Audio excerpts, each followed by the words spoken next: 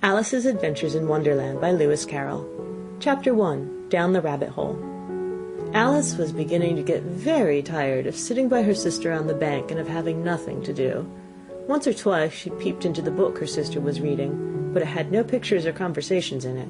And what's the use of a book, thought Alice, without pictures or conversation? So she was considering in her own mind, as well as she could, for the hot day made her feel very sleepy and stupid, whether the pleasure of making a daisy chain would be worth the trouble of getting up and picking the daisies, when suddenly a white rabbit with pink eyes ran close by her. There was nothing so very remarkable in that, nor did Alice think it so very much out of the way to hear the rabbit say to itself, oh dear, I shall be late." When she thought it over afterwards, it occurred to her that she ought to have wondered at this, but at the time it all seemed quite natural. But when the rabbit actually took a watch out of its waistcoat pocket and looked at it, and then hurried on, Alice started to her feet, for it flashed across her mind that she'd never before seen a rabbit with either a waistcoat pocket or a watch to take out of it, and burning with curiosity, she ran across the field after it, and fortunately was just in time to see it pop down a large rabbit hole under the hedge. In another moment down went Alice after it, never once considering how in the world she was to get out again. The rabbit hole went straight on like a tunnel for some way, and then dipped suddenly down, so suddenly that Alice had not a moment to think about stopping herself before she found herself falling down a very deep well. Either the well was very deep, or she fell very slowly, for she had plenty of time as she went down to look about her and to wonder what was going to happen next. First she tried to look down and make out what she was coming to, but it was too dark to see anything. Then she looked at the sides of the well, and noticed that they were filled with cupboards and bookshelves. Here and there she saw maps and pictures hung upon pegs. She took down a jar from one of the shelves as she passed. It was labeled orange marmalade, but to her great disappointment it was empty. She did not like to drop the jar for fear of killing somebody, so she managed to put it into one of the cupboards as she fell past it. Well, thought Alice to herself, after such a fall as this I shall think nothing of tumbling downstairs. How brave they'll all think me at home. Why, I wouldn't say anything about it even if I fell off the top of a house, which was very likely true. Down, down, down. Would the fall never come to an end? I wonder how many miles I've fallen by this time, she said aloud. I must be getting somewhere near the center of the earth. Let me see, that would be 4,000 miles down, I think. For you see, Alice had learnt several things of this sort in her lessons in the schoolroom, and though this was not a very good opportunity for showing off her knowledge, as there was no one to listen to her, still it was good practice to say it over. Yes, that's about the right distance. But then I wonder what latitude or longitude I've got to. Alice had no idea what latitude was, or longitude either, but thought they were nice grand words to say. Presently she began again. I wonder if I shall fall right through the earth. How funny it'll seem to come out among the people that walk with their heads downward. The antipathies, I think. She was rather glad there was no one listening this time, as it didn't sound at all the right word. But I shall have to ask them what the name of the country is, you know. Please, ma'am, is this New Zealand or Australia? And she tried to curtsy as she spoke. Fancy curtsying as you're falling through the air. Do you think you could manage it? And what an ignorant little girl she'll think me for asking. No, it'll never do to ask. Perhaps I shall see it written up somewhere. Down, down, down. There was nothing else to do, so Alice soon began talking again. Dinah will miss me very much tonight, I should think. Dinah was the cat. I hope they'll remember her saucer of milk at tea time. Dinah, my dear, I wish you were down here with me. There are no mice in the air, I'm afraid, but you might catch a bat, and that's very like a mouse, you know. But do cats eat bats, I wonder?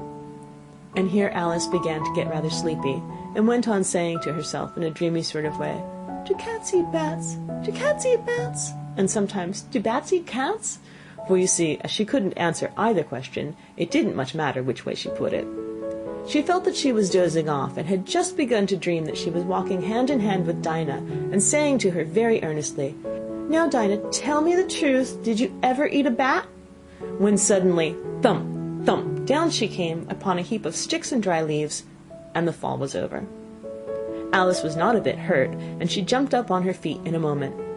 She looked up, but it was all dark overhead. Before her was another long passage, and the white rabbit was still in sight, hurrying down it.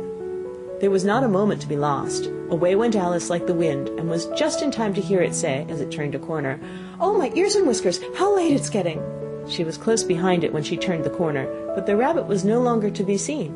She found herself in a long, low hall, which was lit up by a row of lamps hanging from the roof. There were doors all around the hall, but they were all locked, and when Alice had been all the way down one side and up the other, trying every door, she walked sadly down the middle, wondering how she was ever to get out again. Suddenly she came upon a little three-legged table, all made of solid glass. There was nothing on it except a tiny golden key, and Alice's first thought was that it might belong to one of the doors of the hall. But alas, either the locks were too large or the key was too small, but at any rate it would not open any of them. However, on the second time round she came upon a low curtain she had not noticed before, and behind it was a little door about 15 inches high. She tried the little golden key in the lock, and to her great delight it fitted. Alice opened the door and found it led into a small passage, not much larger than a rat hole. She knelt down and looked along the passage into the loveliest garden you ever saw. How she longed to get out of that dark hall and wander about among those beds of bright flowers and those cool fountains, but she could not even get her head through the doorway. And even if my head would go through, thought poor Alice, it would be of very little use without my shoulders. Oh, how I wish I could shut up like a telescope! I think I could, if I only know how to begin. For you see, so many out-of-the-way things had happened lately, that Alice had begun to think that very few things indeed were really impossible. There seemed to be no use in waiting by the little door, so she went back to the table, half hoping she might find another key on it, or at any rate a book of rules for shutting people up like telescopes. This time she found a little bottle on it, which certainly was not here before, said Alice, and round the neck of the bottle was a paper label, with the words "Drink me" beautifully printed on it in large letters. It was all very well to say "drink me," but the wise little Alice was not going to do that in a hurry. "No, I'll look first," she said, "and see whether it's marked poison or not," for she had read several nice little histories about children who'd gotten burnt and eaten up by wild beasts and other unpleasant things, all because they would not remember the simple rules their friends had taught them, such as that a red-hot poker will burn you if you hold it too long, and that if you cut your finger very deeply with a knife it usually bleeds. And she had never forgotten that if you drink much from a bottle marked poison, it's almost certain to disagree with you sooner or later. However, this bottle was not marked poison, so Alice ventured to taste it, and finding it very nice, it had, in fact, a sort of mixed flavor of cherry tart, custard, pineapple, roast turkey, toffee, and hot buttered toast. She very soon finished it off. "What a curious feeling," said Alice. "I must be shutting up like a telescope." And so it was indeed. She was now only 10 inches high, and her face brightened up at the thought that she was now the right size for going through the little door into that lovely garden. First, however, she waited for a few minutes to see if she was going to shrink any further. She felt a little nervous about this, for it might end, you know, said Alice to herself, in my going out altogether like a candle. I wonder what I should be like then. And she tried to fancy what the flame of a candle is like after the candle is blown out, for she could not remember having ever seen such a thing. After a while, finding that nothing more happened, she decided on going into the garden at once. But alas for poor Alice, when she got to the door, she found she'd forgotten the little golden key, and when she went back to the table for it, she found she could not possibly reach it. She could see it quite plainly through the glass, and she tried her best to climb up one of the legs of the table, but it was too slippery, and when she had tired herself out with trying, the poor little thing sat down and cried. "Come, there's no use crying like that," said Alice to herself rather sharply. "I advise you to leave off this minute."